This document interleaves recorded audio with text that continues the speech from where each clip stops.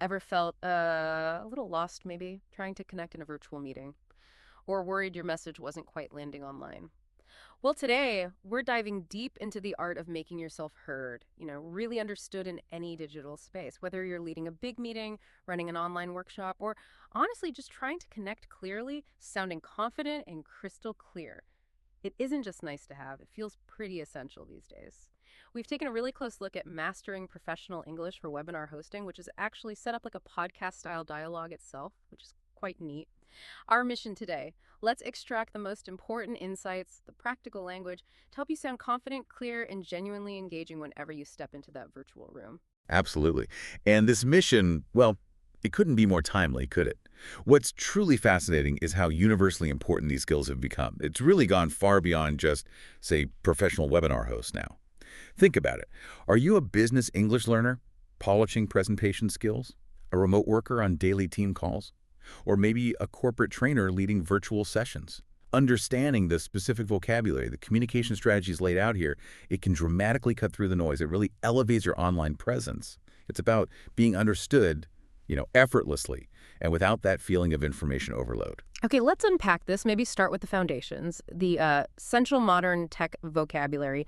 When you're in a virtual environment, what are the terms you really need to know so you can navigate it smoothly without sounding like, it's your first time logging on? Yeah, and what's really crucial here, I think, is understanding these terms aren't just jargon. Not at all. They're your precision tools for communication. Simple as that. In a fast-paced online setting, knowing these words helps you articulate issues, keep the flow professional, and crucially, avoid those awkward misunderstandings. The real insight here isn't just knowing the terms themselves like a list. It's understanding how their proactive use. Even during unexpected moments, like saying, uh-oh, looks like we might have a minor lag here, that instantly signals professionalism. It takes control of the situation in the listener's mind. It shifts it, you see, from, oh no, a problem to, okay, a managed scenario. That's such a great point about being proactive. And the Yeah. material, it highlights so many must-know terms, doesn't it? We're talking about the webinar platform itself, screen sharing, obviously, for visuals, breakout rooms for those smaller group discussions, Right. which are so common now. Mhm. And then there are the common tech hiccups like lag or glitch when things aren't quite perfect. Always happens. Right. And of course, you'll need unmute and mute, the raise hand feature for questions, virtual background for privacy or branding, and the all-important chat box or Q&A session for getting that interaction going. Yeah, the interaction piece is key. Plus, understanding things like live stream versus replay availability and knowing where to point people for tech support. It covers so many common scenarios. So yeah, instead of fumbling around, you can confidently say something like, "We experienced a minor glitch earlier, but everything's back up now." Or, "Please unmute yourself if you'd like to ask your question live." Those small, precise phrases, they really make a huge difference in how polished and, well, in control you sound. Exactly. So, okay, once you've got that technical vocabulary down, the next layer is where it gets truly impactful. I mean, the human connection bit. How do you actively engage participants? Make them feel genuinely included in a virtual space, especially when you can't necessarily see all their faces. It raises that important question, doesn't it? How do you create that connection when you're not in the same room without feeling like you're just talking into a void? That's the million-dollar question, right? And the material gives us some fantastic audience engagement phrases, really practical stuff. Think about it. Right at the top, you start with something like, "Can everyone hear me clearly?" A simple check. Or, "Please drop a yes in the chat if you can see my screen." Those are essential for that initial tech check, aren't they? Absolutely vital, gets everyone settled. Then, for ongoing interaction throughout the session itself, feel free to type your questions in the Q&A box. Simple direction. Or maybe to get immediate feedback. Let's take a quick poll. What's your biggest challenge right now? Direct engagement. And if we connect this to the bigger picture, these aren't just, polite requests. They're strategic moves. They make the session feel alive. Phrases like, "I'll pause for questions in just a moment," that manages expectations beautifully. And saying, "Thanks for that great question," genuinely validates your audience members, makes them feel heard. Yeah, it really does. Even just saying, "Let me just share my screen real quick," or "Let's give everyone another 30 seconds to join," it shows you're actively thinking of them, considering their experience, and crucially telling them we'll be sending out the replay after the session. That provides valuable follow-up info, takes away anxiety about missing something. I actually saw a webinar host once who just kept talking, never paused, never asked for questions. Yeah. And the chat box, it was practically exploding with queries they totally missed. These engagement phrases, they prevent you from talking into a vacuum. They really do foster a dynamic environment. Okay, so we've sort of nailed down the individual building blocks, the precise words, the engagement phrases. But how do you put them all together? To create a truly impactful online experience, start to finish. The source material gives us a clear blueprint for a successful online session, almost like like you said, a podcast structure, but for a webinar itself. It's a template you can basically lift and use. And this is critical because it's about leading your audience, Yeah. leading them through a clear journey, the why behind this structure. It's to ensure a professional, cohesive, and effective presentation flow. Simple as that. It's about making sure information isn't just delivered, but it actually sticks with people, that it's absorbed optimally. It's about building a solid foundation and then guiding your audience logically from one point to the next so nothing feels jarring or gets missed. Right, like building a house, you need that blueprint.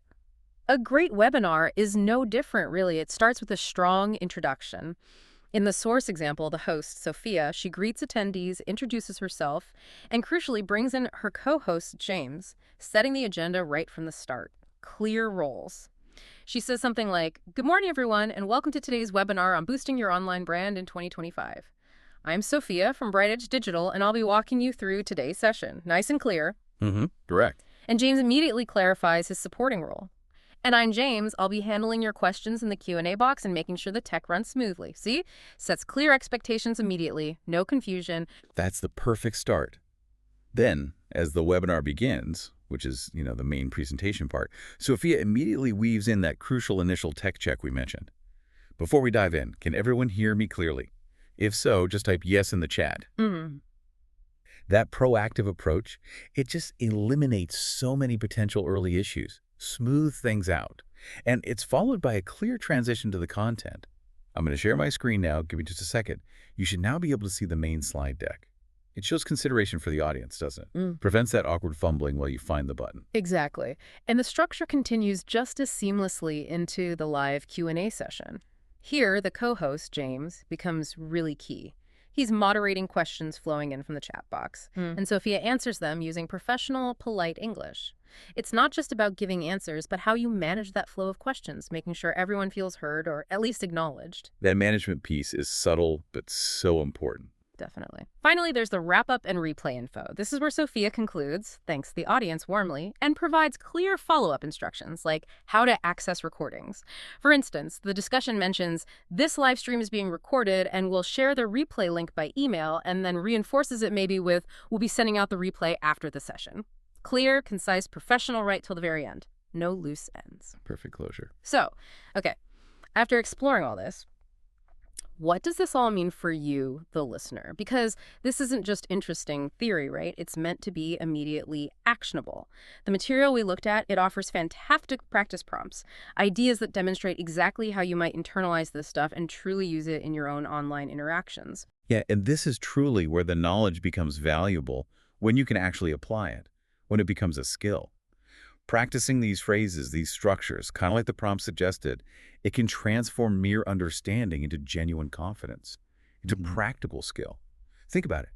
Just imagining yourself hosting a session, running through the introduction in your head, or even out loud, or maybe using specific engagement phrases in sentences you write down, or just thinking through questions you'd ask your audience. It shifts you from being a passive listener to an active, confident communicator. It's really the difference between knowing about swimming and actually, being able to swim. You have to practice. And there you have it. We've unpacked the essential vocabulary, explored those powerful audience engagement phrases, and laid out a structured approach to hosting, all designed to make your next online presentation really shine. Definitely. And maybe as we wrap up this deep dive, here's something to consider, a provocative thought perhaps. In this increasingly virtual world we live in, what's the most overlooked aspect of truly effective online communication? Beyond just the words themselves, what small change could you make in your next virtual interaction that might make it feel genuinely more connected, more impactful for your audience? Because often it's not just what you say, is it? It's how you make them feel that truly resonates long after the call ends.